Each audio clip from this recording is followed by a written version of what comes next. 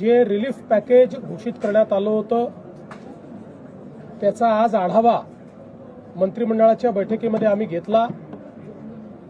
आतापर्यंत या अंतर्गत 8,000 कोटी रुपये हे रिलीज झालेले आहेत।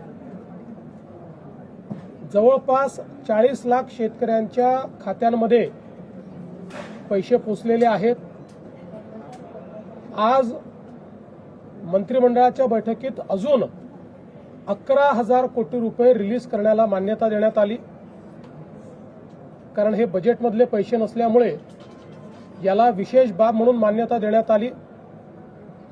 आता हेही पैसे पुढच्या 15 दिवसांमध्ये शेतकऱ्यांच्या खात्यापर्यंत पोहोचवण्याचे आदेश आम्ही दिलेले आहेत।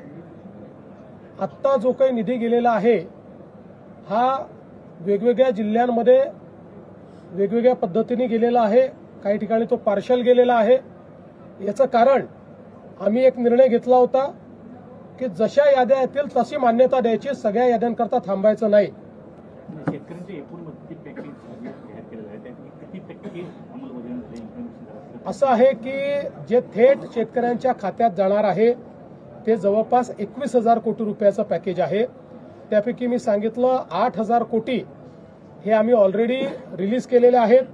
11,000 कोटी आज रिलीज करण्याकरता दिलेले आहेत आणि 1,500 कोटी रुपये स्वतंत्रपणे आम्ही रिलीज करतो। त्यामुळे ते पूर्ण जेवढं पॅकेज आहे ते सगळं रिलीज करतो। त्यामुळे माझा अंदाज असा आहे की पुढच्या 15 ते 20 दिवसांमध्ये पूर्णपणे शेतकऱ्यांच्या खात्यामध्ये हे पैसे जातील।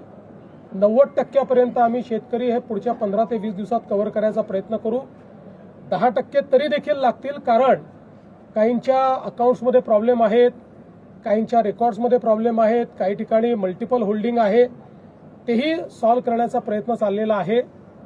आता याच्यामध्ये निधीची कुठलीही कमतरता उरलेली नाही। फक्त आपण एक समजून घेतलं पाहिजे की याची प्रोसेस आहे, त्या प्रोसेसमध्ये 2 वेळा याद्या व्हॅलिडेट कराव्या लागतात। कारण जसं कोणी पात्र सुटू नये तसंच कोणी अपात्र किंवा जो एलिजिबल नाही त्याच्या खात्यामध्ये पैसे जाऊ नये याकरता याच्यात मोठ्या प्रमाणात आपल्याला त्याचं रिव्हॅलिडेशन करावं लागतं।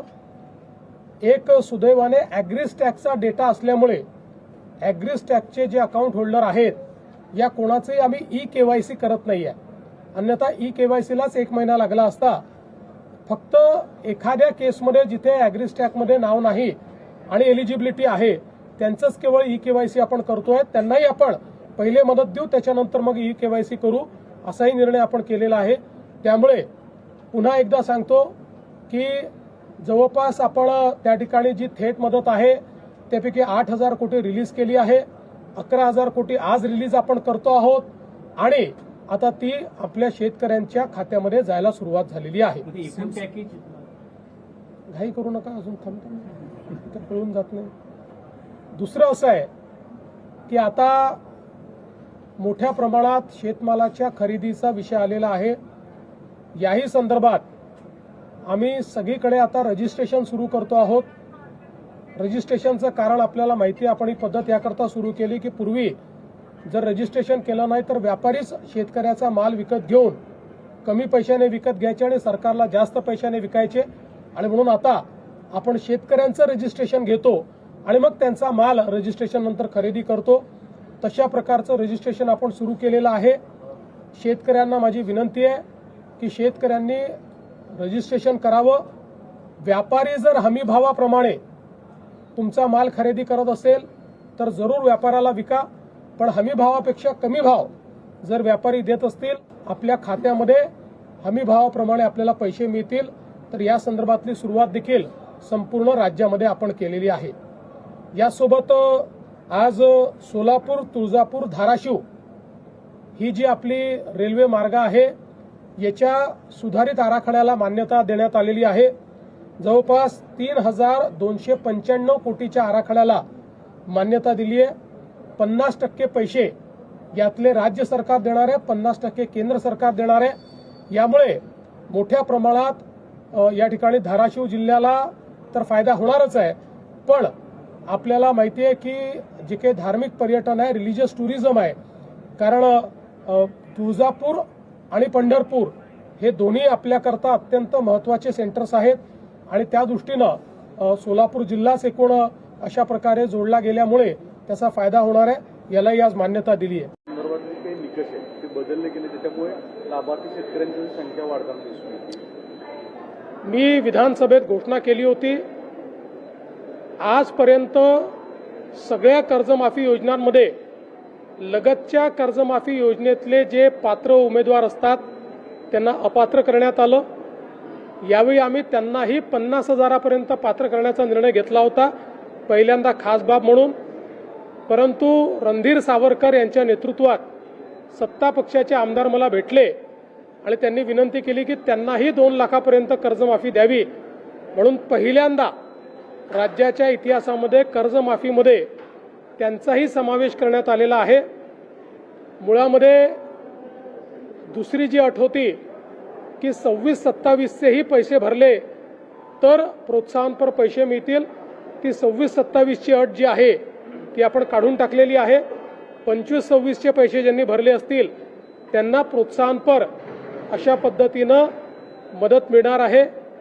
यामुळे काही शेतकरी जे अपात्र झाले असते ते सगळे पात्र झालेले आहेत आणि मला असं वाटतं आता देशातली आणि राज्यातली सगळ्यात मोठी कर्जमाफी 56 लाख शेतकऱ्यांकरता ही कर्जमाफी आपण त्या ठिकाणी जाहीर केली. एसटी महामंडळाची आज माफूस एक पीपीपी डेव्हलपमेंट करण्याचा निर्णय घेतलेला कॅबिनेटनी, पण त्याच्यावरनं आता ज्या एसटी संघटना आहे त्याच्या कामगारांच्या आणि बाकीच्या विरोधकांचा असा दावा आहे की गव्हर्नमेंटच्या जागा लँड विकण्याचा हा प्रकार डाव आहे. पहिल्यांदा तर ज्या संघटनांनी सांगितलं त्या संघटनांना मला हे विचारायचं आहे की एसटी तोट्यात आहे, त्याच्याकरता तुम्ही काही करताय का? काही उपाययोजना केल्या आहेत का? केवळ प्रत्येक गोष्टीवर टीका करायची आणि एसटी मात्र तोट्यात ठेवायची, हे बंद केलं पाहिजे. एकही जागा विकली जाणार नाही. या ठिकाणी लॉंग टर्म डेव्हलपमेंटचा प्लॅन तयार करण्यात आलेला आहे आणि या जागांची लीज होणार आहे. जागांची मालकी ही सदैव एसटी महामंडळाचीच असणार आहे. नमस्कार शेतकरी मित्रांनो, शेतकरी कर्जमाफीबाबत मुख्यमंत्री देवेंद्र फडणवीस यांचे मोठे वक्तव्य आत्ताच आपण बघितलेलं आहे. आजच्या या व्हिडिओमध्ये आपण मुख्यमंत्री देवेंद्र फडणवीस यांनी शेतकरी मदत पॅकेज आणि कर्जमाफीबाबत केलेल्या महत्त्वाच्या घोषणेबद्दल माहिती जाणून घेणार आहोत, त्यामुळे हा व्हिडिओ शेवटपर्यंत नक्की बघा. मुख्यमंत्री देवेंद्र फडणवीस यांनी मंत्रिमंडळ बैठकीनंतर सांगितले की शेतकऱ्यांसाठी जाहीर करण्यात आलेल्या मदत पॅकेजमधील मोठा निधी टप्प्याटप्प्याने वितरित केला जात आहे. त्यांच्या म्हणण्यानुसार आतापर्यंत हजारो कोटी रुपयांचा निधी हा मंजूर करण्यात आलेला असून लाखो शेतकऱ्यांच्या खात्यामध्ये रक्कम ही पोहोचलेली आहे. त्यांनी असे सुद्धा सांगितले की आणखी निधी मंजूर करण्यात आला असून तो पुढील काही दिवसांमध्ये पात्र शेतकऱ्यांच्या खात्यामध्ये जमा करण्याची प्रक्रिया सुरू राहणार आहे. निधी जिल्हानिहाय आणि पात्र लाभार्थ्यांच्या यादीनुसार टप्प्याटप्प्याने वितरित केला जात आहे. मुख्यमंत्र्यांच्या मते निधीची कमतरता नसून लाभार्थ्यांची पडताळणी, नोंदीची तपासणी आणि पात्रता निश्चित करण्यासाठी प्रक्रिया सुरू असल्यामुळे काही ठिकाणी वितरणाला वेळ सुद्धा लागू शकतो. पात्र शेतकऱ्यांपर्यंतच मदत पोहोचावी यासाठी शासनाकडून पुनर्पडताळणी केली जात आहे.